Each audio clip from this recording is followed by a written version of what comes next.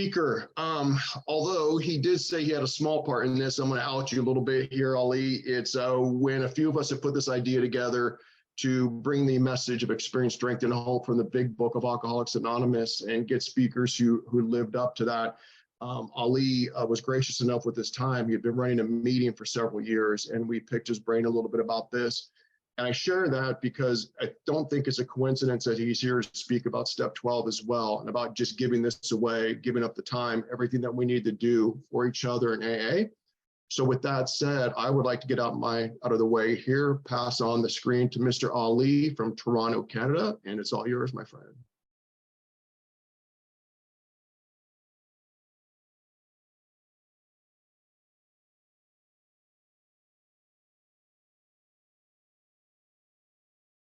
There we go. All right.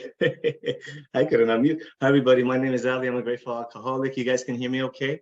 Sound is good? All right. Beautiful. First of all, I want to thank Darren, Peter, the entire team. Please forgive me if I don't remember everybody's name. I appreciate you guys for your service and what you guys have done the last couple of months there, 2-3 months. It's been definitely been a great addition to our community, to our beautiful community. When Darren he approached me with this for me to share my experience and how my experience with putting on meetings and conferences. There's a team of us that do it, right? But at times I've been the spearhead of some of the events and stuff.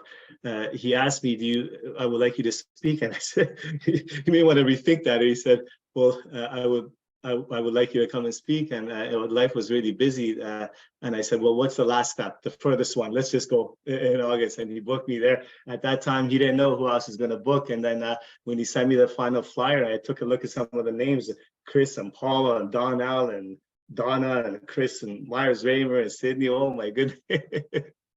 Wow, these are some spiritual giants, man. So it's an absolute honor to be here with you guys. It's an absolute honor to share the the stage, and so to speaking, in the speaker series with these spiritual giants, although I don't feel like I belong, but I do have my experience to share, which is like the most valuable thing I think we have in Alcoholics Anonymous.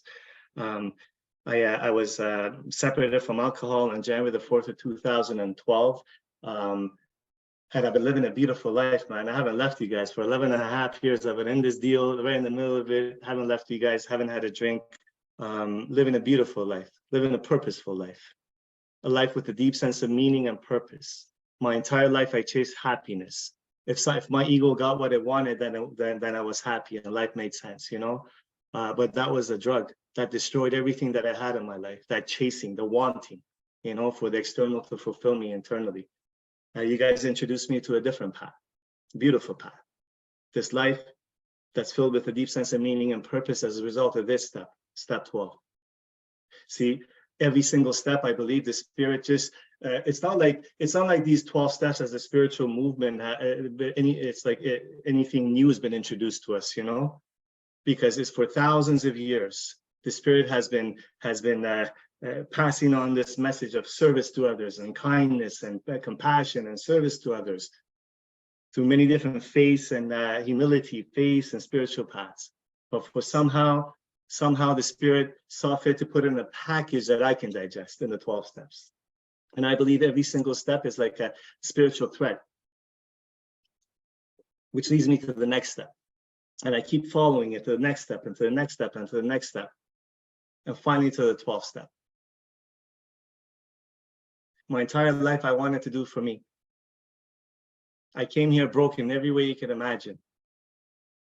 Wanted to do for me, you know, worried about what's happening to me. You taught me a different way, man. What you said, Ali, you suffer from a self-centeredness. It's a deep-rooted self-centeredness. And the solution that we have for you is other-centeredness and God-centeredness. Life has been heavy, man. The last little while, the last couple of months, I'm a little sad. Most days I'm a little sad. I'm here to report to you as a result of this step, having had a spiritual awakening as a result of these 11 steps, I have tried to the best of my ability to pass this message on to other suffering alcoholics and practice principles in my affairs. And as a result of this step, I'm here to report to the new man or woman that God walks with me in sadness, that I have a sense of peace and joy in sadness. I know it doesn't make sense, In the spiritual realm, common sense becomes uncommon sense. I get it, man. Believe me, I get it. You know, like my father, he's in middle stages of Alzheimer's right now, and he made a decision that, despite all our suggestions and directions and instructions to him, he made a decision to go back home to Iran. My sister had her in-laws here, so he decided to go with them. They helped him go, you know, because he had some property to sell over there. He's had in his head that he had to sell the property and bring the money back, right? And everything inside, and he wanted to yell at him and blame him. You've been doing this your entire life, Dad, thinking about you, not caring how you affect anyone else. But because of what you taught me, because of this step, because of practicing principles in my affairs, you demonstrated for me. I get to pray and clean house, and I get to be available for him. I get to allow him to leave and give him love over there. You know what? He left to go over there, and there was a couple of my aunts and uncles and cousins. I had sort of cut them off the last couple of years because I thought they were taking advantage of my father financially. I didn't say nothing to just cut them off, you know. And I wasn't gonna really. I was one of those men that was sweeping under the carpet. Nah, I didn't really do anything. You know, God knows better. I had to start to talk to them because he has no one else over there. And I realized I need to clean house. I need to clean my side of the street. So I made amends to them, and there's a love inside of them now. Whatever it was between us, between them and my dad, is gone. And from the bottom of their heart, they're trying to help my father sell his properties and get him back here, you know? It just, God knows better than me. If it was up to my self-centeredness, I would have had him here in a prison, you know, not going anywhere, you know? And none of this stuff would have been possible. My heart's heavy because the last, a little sad because the last couple of months I'm in sales, right? My income comes from sales. I got to feed my family through sales, the company that I work for, and work is slow. Nothing's closing. But you've taught me well. Because as a result of this step, trying to pass this message on to other alcoholics, see, everything happens in my life for me, not to me.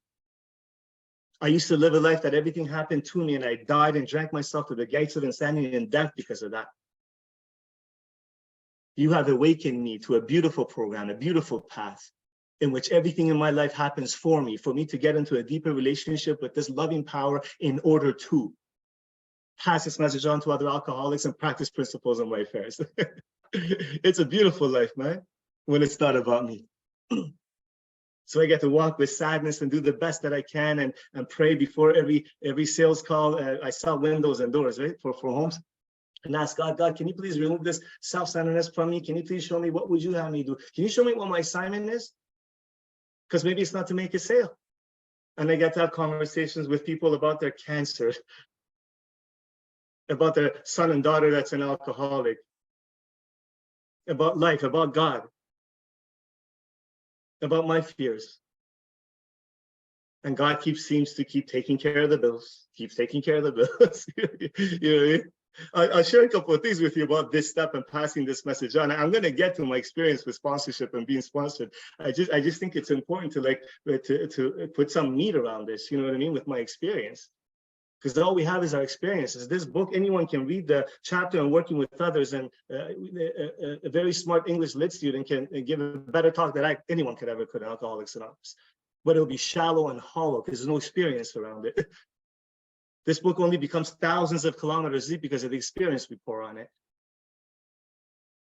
I remember a few years back, I was trying to find a job to help support my family, and I couldn't. Like I would find jobs, but 20 bucks an hour, you can barely support yourself. And Ashley and I were going at it, man, and just life was a little bit tough. And one of the men that was sponsoring, he still owns a fencing company, building wooden fences around homes, right? And then there's something called the clam shovel. And then I was working as a laborer for him the entire summer. It was a tough summer, like hard labor, man. It was hard, and you have to use a clam shovel to dig 3 or 4 feet to put the post of the fence. The entire summer I was doing that, right? I remember it was a Friday. It was towards the end of the summer. And I was cursing myself, and I was cursing God. Tears were coming down my eyes. God, I'm doing what I think you have me do. What kind of deal is this, man? I don't want to fight with Ashley with the bills anymore. I feel like I'm a loser. I feel like I'm not a man. Help me out here, man. Yeah, that's how I talk to God sometimes. You know, all of this, as I say that, I remember how selfish that is. You train me well. I go inside, internally, and I say a couple of prayers. God, can you please remove this self-centeredness from me? Just show me who would you have me do? Because I'm tired of this, man. I hear the voice of a 65-year-old man, laborer, who was working beside me the entire summer, poor guy.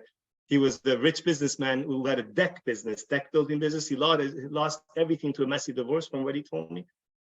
But right after that prayer, I hear his voice. Ali, can I talk to you for a second? You keep telling me that you don't drink anymore. Can you help me, man? I've been wanting to kill myself. Every time I talk about it, I tear up. I've been wanting to kill myself the last 2 weeks and I can't stop drinking. Can you help me?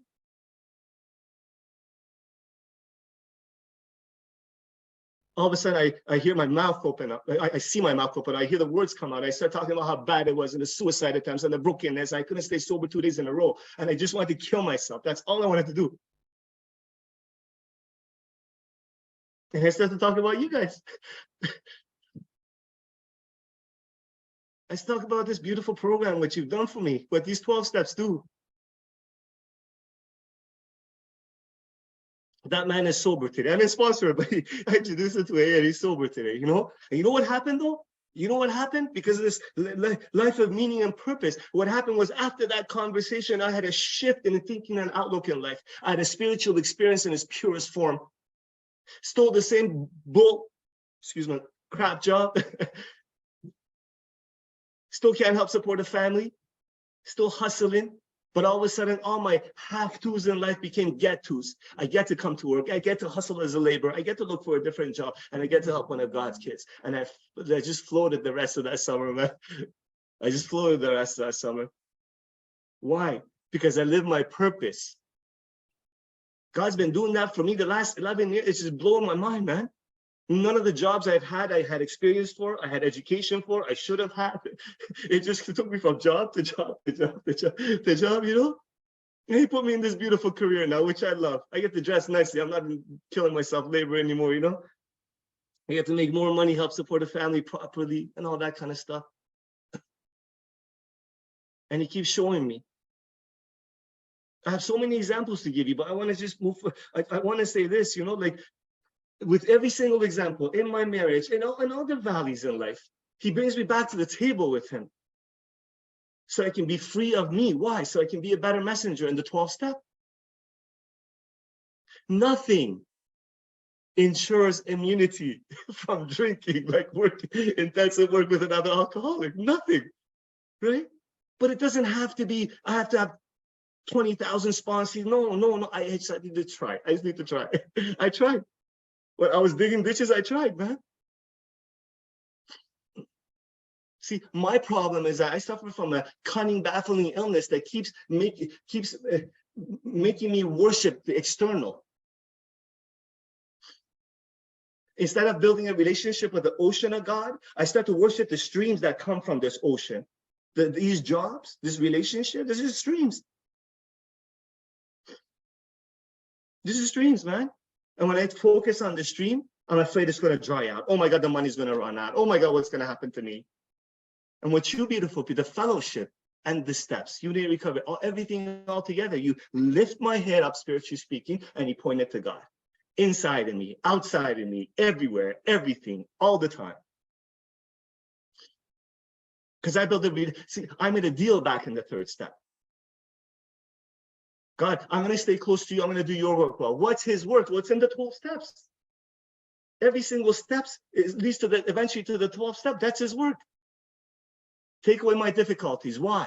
So I can be jumping for joy, become a rich businessman, be a good husband? No. Be a happy husband? No. Take away my difficulties so that victory over them may bear witness to those I would help of your power, your love, your way of life. And then I get to experience bliss. Then I get to come over here and tell you that my heart is heavy, but I'm at peace and I have a bit of joy and a knowing that everything's going to be all right, but my heart's heavy. I get to do that. As a result of this step, Cindy Masters, I love her, man. She always says, what does she say? I get the access to the full library of my emotions now. And I get to be present. I get to be present for every single one of them with a purpose. To serve.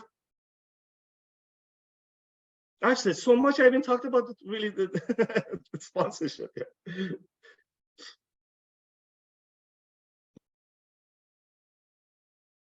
So much of this is practicing principles in my affairs.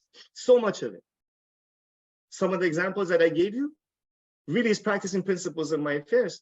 And I think that's such an important thing, because the long timers that I was introduced to, if they weren't practicing principles in their affairs, your program wouldn't be attractive to me.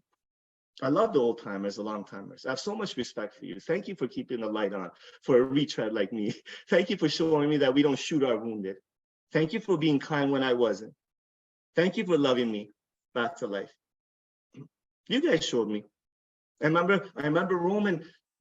I was like newly in the program. A gentleman named Roman, he tried to sponsor me for a little while, a few years back.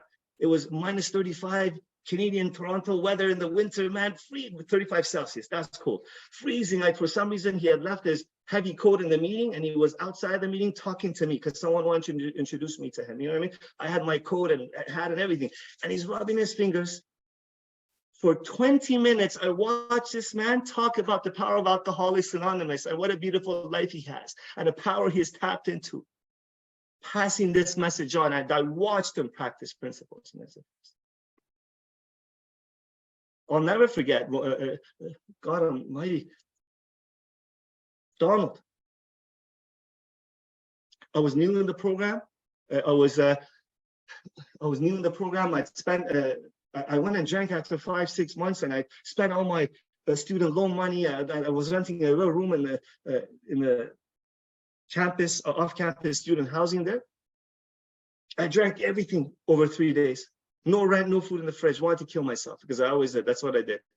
I attempted suicide. That was my thing. And I saw a little meeting book on my counter. And instead of taking the pills and the rest of the bottle of vodka, I took the meeting book and I ran to a meeting. It was raining. I was in that meeting, and I don't know what kind of meeting it was. Must have been the discussion part, because I started to share what I'm sharing with you. I don't know why I keep doing this. I have no food in my fridge. I want to kill myself. What's wrong with me? I'll never forget Donald. Awakened old timer. He knew that at that point in time, I can't hear God or an in-depth discussion of 4-step how much I needed. You know what he did? He put his hand around me. He said, "It's going to be okay, kid. I'm going to take you grocery shopping." 2 long timers took me grocery shopping. Step 12, practicing principles in their affairs. See, this beautiful spiritual meal, this way of life, is like a spiritual meal to me that we dine, right? It could be served in a beautiful dish like Donald did, or it could be served in a garbage can lid like I used to do at the beginning with this big book on fire and 12 stomping people. That's Amy D, 12 stomping people, right? You guys were kind to me. Thank you for that. Because if you don't practice your principles in your affairs, then your 12th step will never meet my first step. But you've taught me. Even when I wasn't kind, you were kind. Thank you for that. Man, I've fumbled and stumbled my entire life, my entire recovery. I've been so broken, made so many mistakes, especially in this area of 12-step sponsorship and passing this message on. It behooves me to tell you, if you don't know already, I'm not here to teach anybody anything, man. I don't know much. I'm not here to tell anybody what to do. In fact, most likely what will happen, because I know it happens a lot, because when I talk about my experience through sponsoring and being sponsored, sometimes I just get excited sometimes, you know what I mean? Because this transformation, when you talk about transformation, you just get excited sometimes, right? But please don't ever mistake that for me telling you what to do, because I don't know. I can just tell you what worked for me. Because I'm broken. I landed here broken. Every way you could imagine. Suicidal. Couldn't put 2 days together sober. For 7 years in and out. Knocking on every door to try to prove to you that I'm not an alcoholic, because that girl would fix me. I'm not an alcoholic because money would fix me. The job and accolades would fix me. Every one of those things had to fail me. I had to come back here humble, broken, teachable, a blank slate. That's how I had to come here. Beaten into a pulp. Under the lash of alcoholism, the 12 and 12 talks about under no virtue, believe me. Alcohol abandoned me, or else I wouldn't be here, right? Under the lash of alcoholism. My last drunk wasn't as bad as the 50 before that. I was renting a room in a men's recovery home in Southeast Toronto. I was back in Alcoholics Anonymous, late 2011, back in 4 months, a lot of meetings, a lot of service at these meetings. No steps or dibble-dabbling in the steps. Telling you criticizing your idea of God and your steps, meanwhile you're sober and happy, you know what I mean? Cunning, baffling, and powerful, right? I went and drank for one night. I snuck back into that room. I passed out and then came to an incredible amount of pain. I wanted to kill myself again, and I wanted to drink, because that's what my head always told me. Something happened that was different than every other time. My knees got bent, my mouth opened up, and a prayer came out of me. God, whoever you are, whatever you are, can you just please help me not be like this anymore? Whatever this is, I can't do it no more, God. Power of prayer from a broken soul, from a humble soul, man.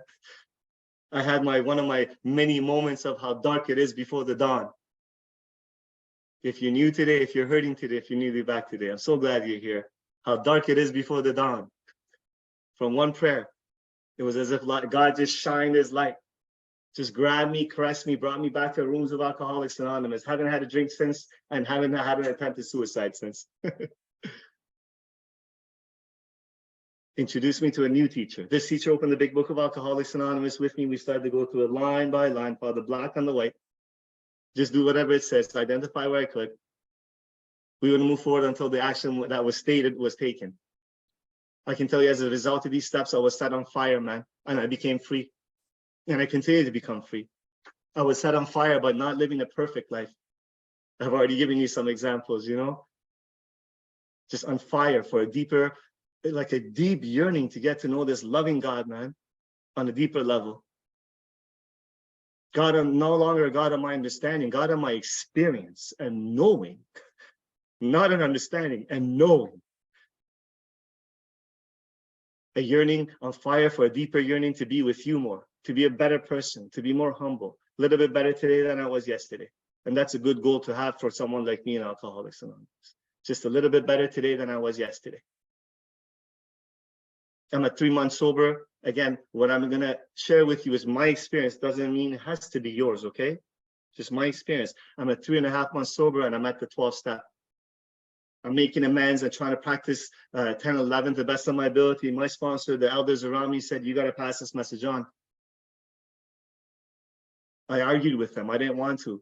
They pointed to that passage and the vision for you when Bill talks about you may be one man with this book in your hand, scared and afraid, but you're forgetting that you have tapped into a power. So what they would tell me is, Ali, it's none of your business to whom, how you pass this message on. When you're at the 12th step, you pray and you make yourself available.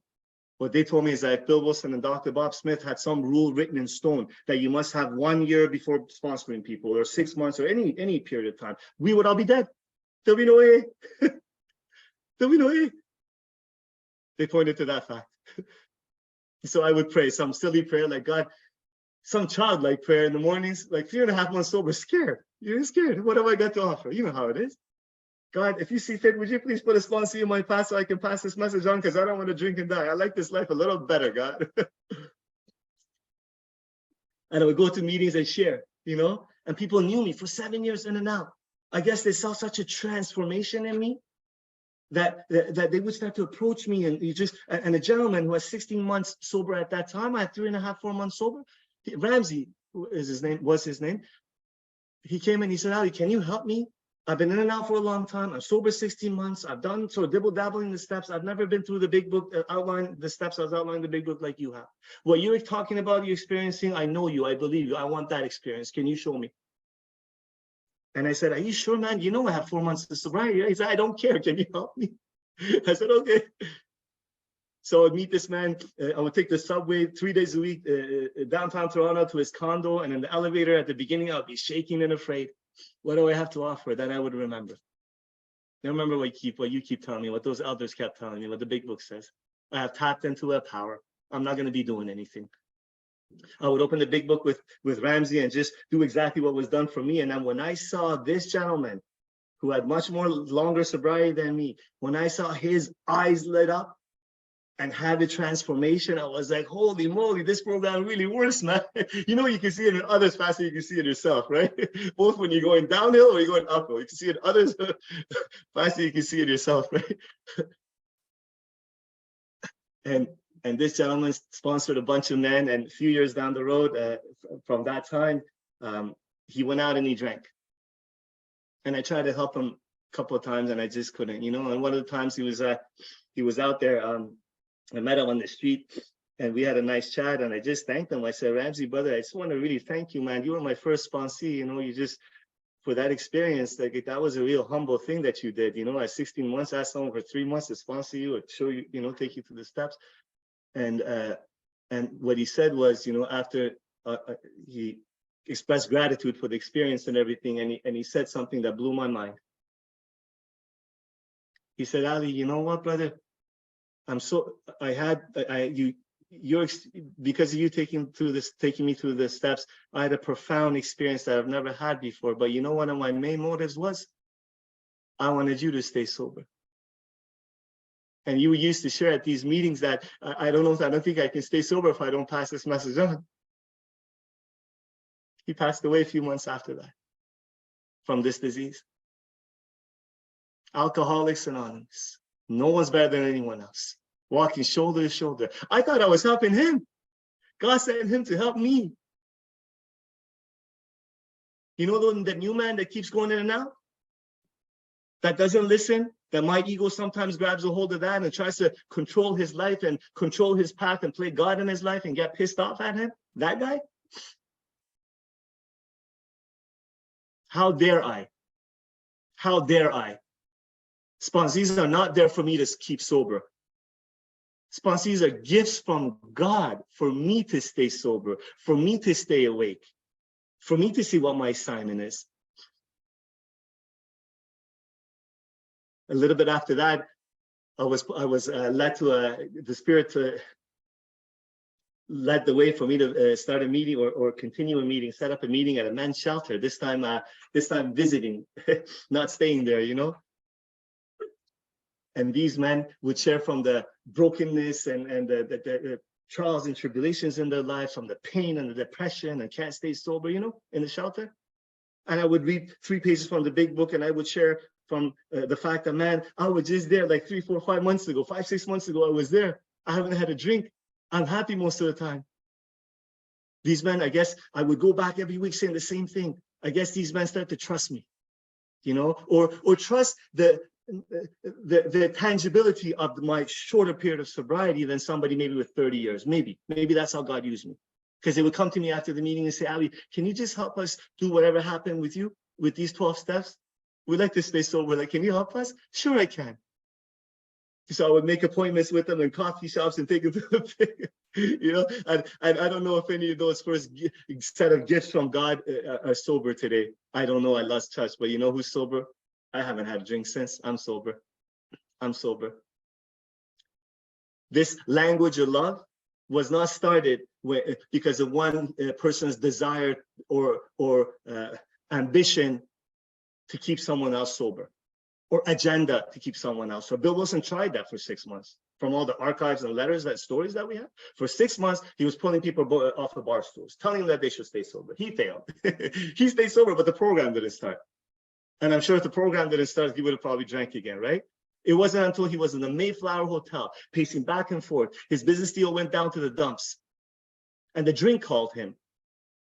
And the Spirit turned his gaze to the phone directory, and a few calls later, he meets Dr. Bob, which was supposed to be a 15-minute conversation, turns out to be hours. It was as if like God just grabbed 2 of his broken souls, 2 pebbles, just dropped them in the pond of life. And ripple effects started. Waves started of this language of love that we're all riding 88 years later because of one alcoholic's desire to stay sober himself. Mountains are moved. Don't you think you're not enough? God's got this thing. You have tapped into a power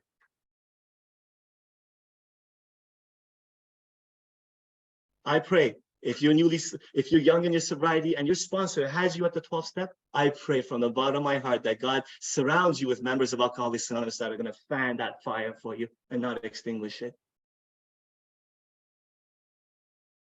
Look what happened. Look at us.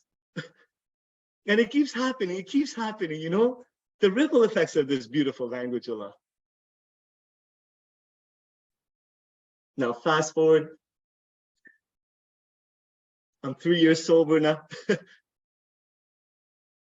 Sponsoring a lot of men, going to meetings and talking about how the relationship with God is the most important relationship in my life, and talking about how the transformations in my life. Now, if you would have followed me with one of those candid cameras, like one of those hidden cameras, you would have said that this guy's drinking still. I wasn't, but you would have thought, because there's such huge transformations in certain areas of my life. Yet my behavior is like, I thought there was an image to uphold in Alcoholics Anonymous. I stopped sharing myself honestly with you guys. And this continued for years, on and off, on and off. And I'll share with you a couple of things that happened. I was sponsoring a man, real deal alcoholic man, 6 months sober, on fire. He was 3 months sober. He was on fire, this guy was. He reached 6 months sober, and then he drank. And I tried to help him a lot, you know? So I would go visit him at his house and pray with him, try to get him again to come to a meeting. One of these conversations, he said something to me that once again blew my mind. Just woke me up again. This life is just a continuous awakening for me. You know what I mean? I'm always thinking I'm awake, but God shows me that a little bit of sleep will wake up more. Peter said to me that, Ali, I asked him, I said, brother, why do you think it is that you picked up the drink? Like, you know? And he said to me, if I have to put my finger on it, if I'm honest with you, it's because I never thought I could live up to you. I never thought I could measure up. Because I wasn't sharing myself honestly with him, that sometimes I still suffer from depression, and sometimes life is tough, even though I'm in this program, living a beautiful life. I put myself on a pedestal unknowingly, and he couldn't reach it. So when he started to feel a little bit of depression, anxiety, instead of coming to me, because he was ashamed, he went to a doctor that prescribed him those lorazepams or whatever PAM family it was. Eventually led him to a drink. And 5 months later, he passed away from the drink. How sad that is. When I take a hold of this path, what happens? Now, I'm not confused, okay? So please don't, I'm not saying this from a self-pity kind of victim role. No. I am so clear. I have no power to keep anybody sober or make anybody drink. But there is a big lesson in it for me. What happens when God's in charge, when I'm in charge? Two separate universes, man, you know? And I get to grow. And I get to clean house, trust God, and go and fumble and stumble along this path. Just to be a little bit better today than I was yesterday. That's what I get to do here, you know? To the best of my ability. In a few years back, maybe 9 years ago it was? No. 8 years ago, 9 years ago, something 8.5 years ago. My original sponsor that took me through the big book, we just grew apart spiritually a little bit, you know? And I would sit and I would pray and I would ask God, would you please send me another teacher that, so I can get closer to you? And it's been my experience that prayer always works, eh? Whatever I ask him, just to get closer to him, he gives it to me. I just want to be closer to you guys, can you help? Right? So Peter M came into my life. He sponsored me for a couple of years, a few years back. I remember I was listening to some, there's not enough time, so I'm not going to tell you how that happened. But Peter came into my life and he was in Florida, I was in Toronto, and I chased him. I kept on calling him and he was busy. His plate was full. I kept on calling him. Eventually, somebody that he was sponsoring went out. He said, okay, there's some room. And and I'm so grateful for him. What a spiritual giant he is. I learned so much. It's like throughout this whole process, God has spoon-fed me spirituality. He's used his other kids to just spoon-feed me exactly what I need. Peter introduced me to a life of discipline, spiritual life of discipline. He's 30-something years sober now. I think whatever it was at that time, late 20s, still writing inventory, still once a week call with his sponsor, spiritual life of discipline, which led to incredible awe-inspiring relationship with God that I was like, oh man, I grew so much. I grew so much just by being around him, taking direction from him. And then the disease of alcoholism got me again. I was speaking here and there and sponsoring a lot of men. And it started to tell me that I can't share myself honestly with you guys once again, that there's an image to uphold in Alcoholics Anonymous. It's about the number of sponsees and speaking engagements. It's about how you look and how you sound. So I stopped sharing myself honestly with you guys, and this disease waited patiently, just so slowly, cunning, baffling, and powerful. It doesn't come as a drink anymore. It comes from the side door, from the back door. My wife went to have some minor surgery. August 2nd, she's going to celebrate 13 years, actually. August 2nd, good thing I remember that. The doctor gave her some Percocets, some painkillers to take. She gave them to me to administer to her. Remember, for a year, I wasn't being honest with you guys. In this path, but not being honest with you guys. Cunning, baffling, and powerful sat on my shoulder and told me that I'm an alcoholic and Alcoholics Anonymous. I never had a pill problem. Take a couple. So I took a couple. I was coming up to 5 years sobriety. Thank God for enough spiritual awakening, enough, humility, sense of humility, and good sponsorship that the next morning I renewed my dry date. So my sobriety date is September the 8th of 2016. I haven't left you guys, but that's my sobriety date. And Peter said to me, I remember he said to me, Ali, you need someone knee to knee. I'm in Florida, that you can see. And I said, okay, well, I don't know anyone around my neck of the woods that I want what they have. I know it sounds arrogant, but that's just what I said, right? And he said, what about Butch? I was like, oh, except Butch. Hold on, what about Butch? So Butch Maslin from Barrie, Ontario, a city just north of Toronto, has been sponsoring for the last 7 years. And let me tell you something. I truly experienced the meaning of sponsorship with Butch. Butch brought me all the way in, and he introduced me to a love story. I haven't met another person that practiced principles in his affairs with loving kindness like he does. Not one person I've met, and I know a lot of people. Loving man he is. During the times when Afsi and I separated, we're having a tough time. Let me tell you about sponsorship and pass this message on. Sure, it's about these 12 steps, but there's a lot more around it. These 12 steps contain a lot, man. It's juicy, right? I never forget the first time I saw him I met him at that coffee shop, and I told him, I think Afsi and I are getting separated. He held my hand. He held my hands, and tears were coming down his eyes. And he said to me, we're going to get through this together, Ali. We are going to get through this together. Now it's time to practice principles in a marriage that's not working. And I said, okay, that's sponsorship. That's sponsorship. It's like God knew. It's like God knew I'm looking for a love story. It's my entire life I wanted to be in love, feel love, be connected, be a part of, be acknowledged. You know what I mean? I just chased it in the external until it led me to a drink and destroyed my life. But Butch taught me the way he lives this program, the way he walks this program,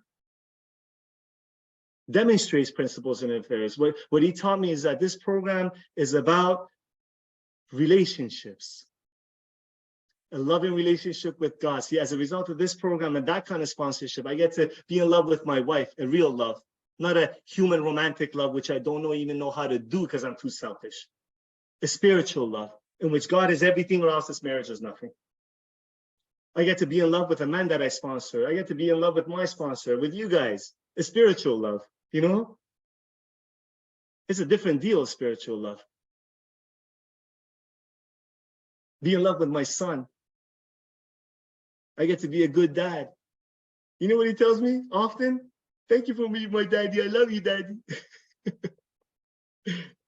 All the things that I didn't get from my dad, the poor guy didn't have to give to me, my dad, because it was never given to him. You know what I mean? I get to pour into my son because of the love you pour into me, because of the way you practice principles in your affairs, because the way you taught me that the most important thing in this life is to be of service through this step.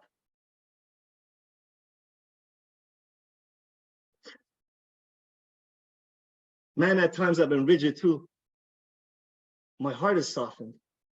I've been so strict because I was Because for years I was in and out, nothing got me sober. And then when someone took me through the big book line by line, they got me sober, you know what I mean? So what happened to me is that I started to think that that is the only way. And if you're highlighting this and you're not highlighting that, you're doing it wrong. And right, rigid, right? Butch always says, what do you say? I think it's from another book, another spiritual book, the bigger big book, I guess they call it. The word killeth, but the spirit giveth life. If I get programmed by the words in this big book, I will kill everything in sight. I will suck the life out of everything. It's got to be the spirit around it. God has sent me so many men for me to grow. A gentleman, I started to sponsor him 3-4 years ago. He was at that time 25 years sober. You know, a real alcoholic by all the accounts of his story, sober just by the power he had tapped into in the fellowship and dabbling in the steps and service. He just stayed sober, real alcoholic, right? He stayed sober. He came to me and he said, Ali, I'm dying inside. I've been dying for years. I've never completed the steps. I'm embarrassed. I don't know what to do. Can you help me? So what do? I do the only thing that I know. I take him through the steps line by line. I start to realize that he has trouble understanding. He has trouble going through. It's taking too long. You know what I mean? We got to the, so we started to have conversation about the steps.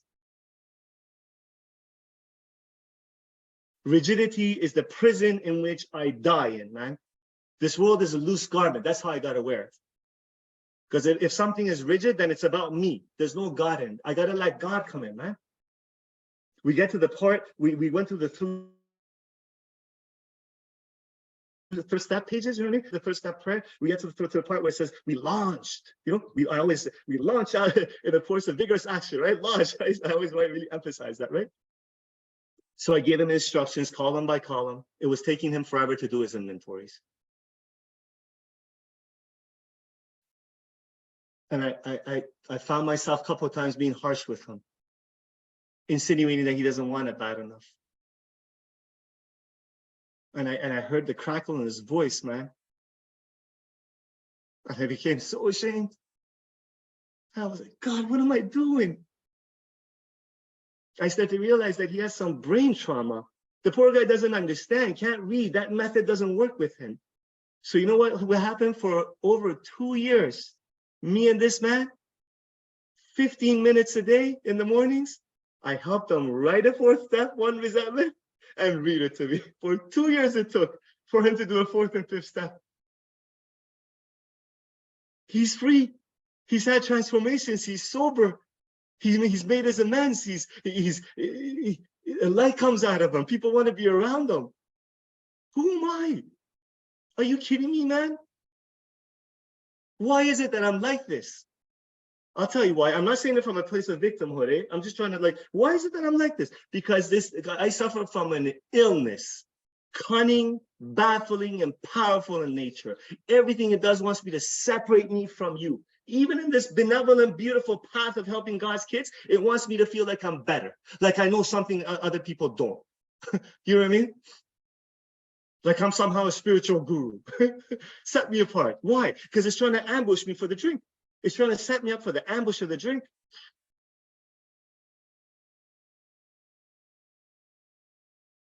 Man, this life is beautiful when I'm out of the way, Man, I've become such a better messenger. You know why? Because I've been free of me. Men that I sponsor, the chance that I get to pass this message on, whether here or whatever, it doesn't even matter. It's just like God keeps on putting the spiritual mirror in front of me to see me. Nothing to do with you. My walk is with God,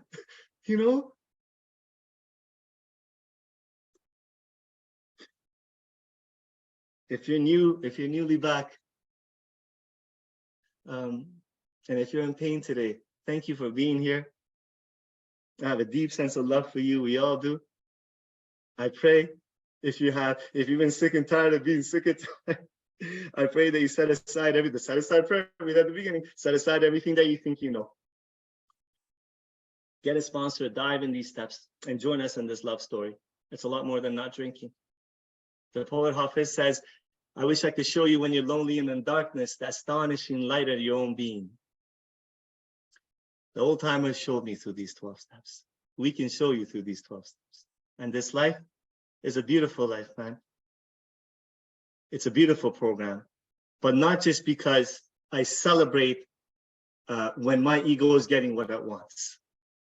It's a beautiful program because life gets tough sometimes. This life is like a roller coaster, up and down and turns, you know what I mean? I need to have my seatbelt on so I can stay on the ride. And this seatbelt, to me, is made up of all the steps. And the two buckle ends of it that click in, that keep me in, is your 12th step and my first step, or my first step and your 12th step. That's why nothing ensures immunity from drinking like intensive work with other alcoholics. God bless you guys. I don't know what that was. I think Peter was joking. He was saying, Peter was saying, it's been great. We haven't had less than 120 to 160. I told him we're going to break that record today. It looks like we did, but that's okay. God bless you. There goes that thing again you're talking about, Ali. It is a beautiful life. That was a beautiful talk, man. And I couldn't, me personally, I can't speak for everybody. I couldn't think of a better way. You got me in tears to end this whole session. Thank you. Thank you for your vulnerability. Thank you for your honesty. And thank you for your help when we first got this started. So I really do appreciate it. Thank you, my brother. This does conclude, guys. Anybody who's joined us or been with us, this does conclude the 9-week 12-step series. Thank you again to everyone who's been part of it, your energy, your participation. We need the speakers. We need you. We need all the people who volunteered for this to make it happen. And it's been a beautiful thing. We don't have any further announcements except the parking lot will be open for 10, 15 minutes after the meeting concludes. We'll open up the chat and we'll open up and unmute everybody's mic here in just 1 second. But as Ali kind of stated, and we all know, we do have a responsibility here, and that responsibility statement will be on our screen here. And as a reminder, what that is I am responsible when anyone, anywhere reaches out for help. I want the hand of AA to always be there, and for that, I am responsible. Thank you again. Beautiful talk. If we wouldn't mind unmuting everybody and opening the chat for those who wish to share their gratitude or thanks to Ali. And again, thank you to everybody, and we'll see everybody soon. Thank you. Thank you, Thank you, Ali. Ali. Thank you So much. that was Love you, beautiful. dear. Just Prayers touched for you my and your heart. dad. Thank you. Mahalo. Love you, Ali. Thank you. Love you too, You, Shante. Ali. Thank you, you, guys. Ali.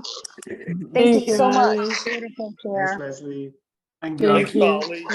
Thank you, brother. Thank you very much, Ali. Thank you, Scott. Appreciate it. Thank you, Ali. God Thank love you. you. God God bless you. Thank you continue so to much. bless you, Ali. Yeah. Thanks, Tolly. Ali, great job. Great job. Thank you, Howard. Thank you so much, Howard and Kathy. Thank you very much. God bless you guys. Thanks, Ali.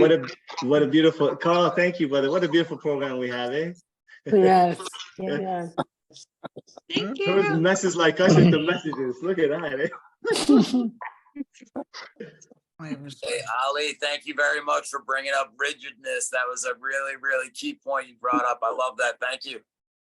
Thank you, brother. Appreciate it, Love man. your seatbelt. The seatbelt was it, man. That was it. I think I'm stealing that. Take it, Inspired. brother. It's yours. Yes. Inspired.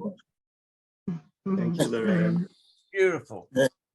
Ali, Thank you so Debbie here. much. Thank you for such a beautiful message. And you know, every time I see you, you make me feel special. You make me feel good. And I'm so grateful that you are willing to share and be so open and so vulnerable.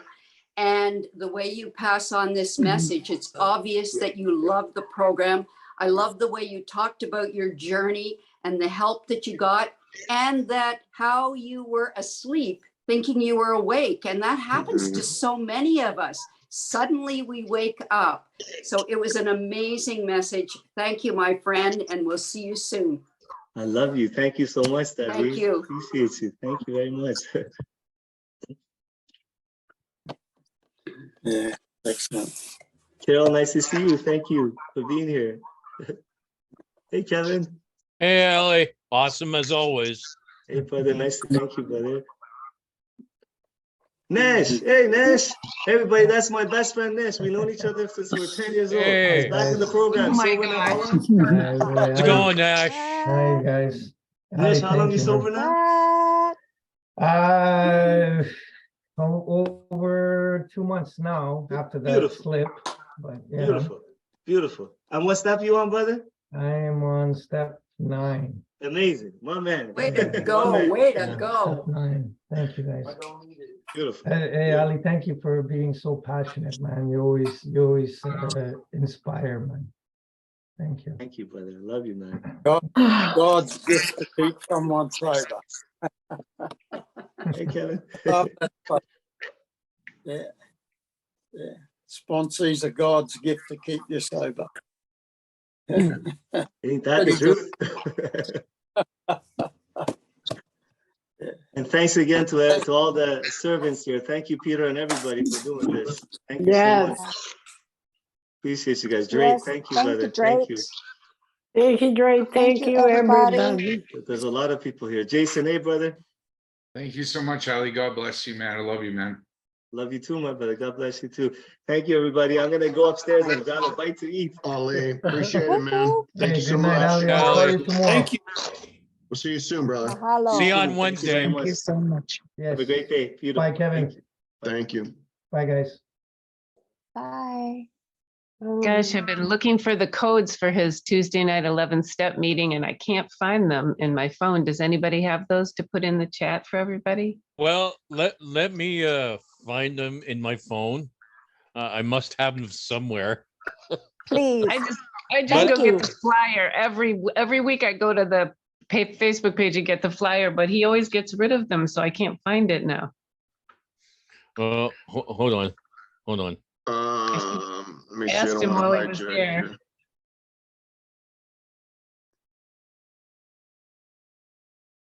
Let's see if I could find at least one.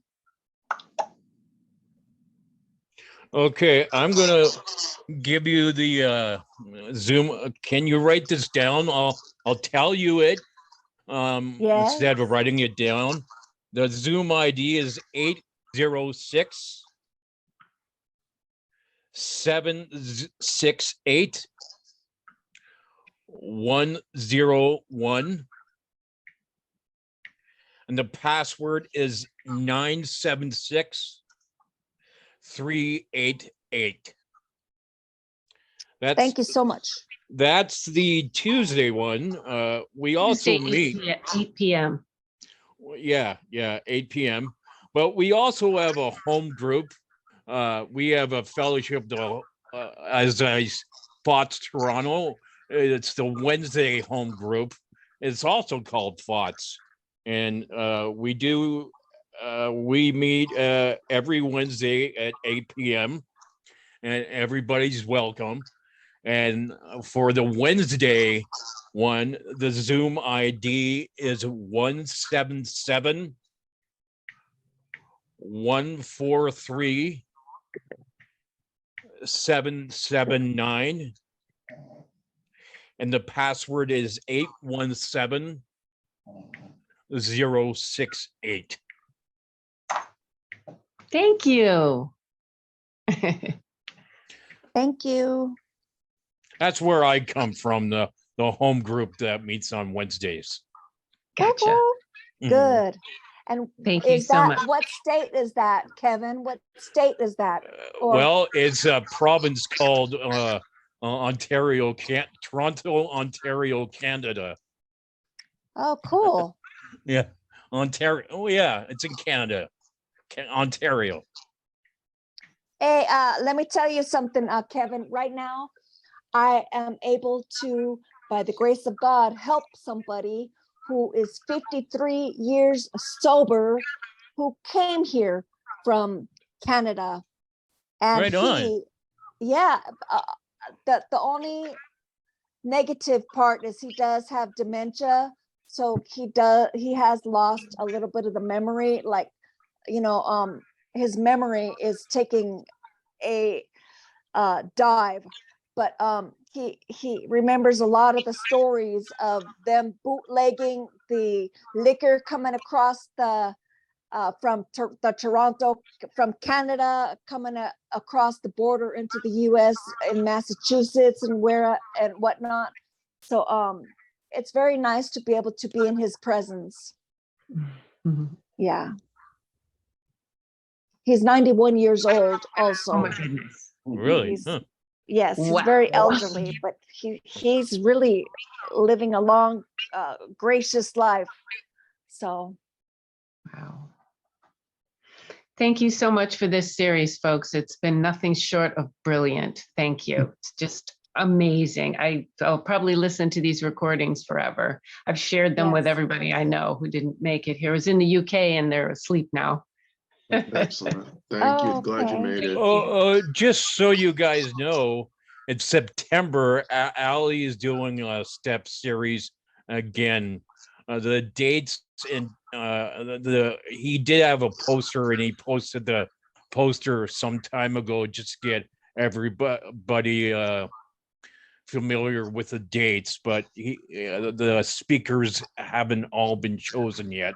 So it will be in September, the step series again from Fellowship of the Spirit.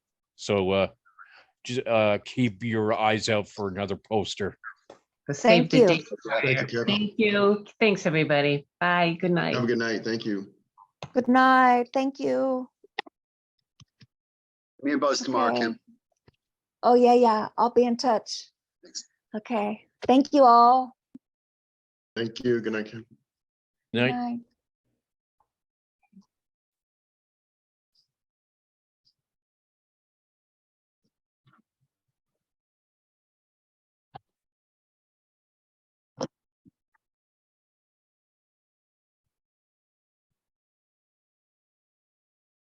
What am I going to do with my Mondays? I know, right?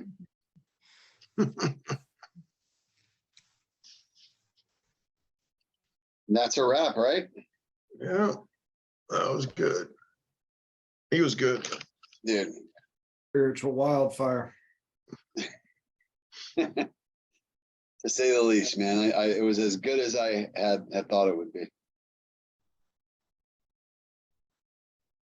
Well, that's it. I mean, I guess I'll thank Hold on everybody one again. second.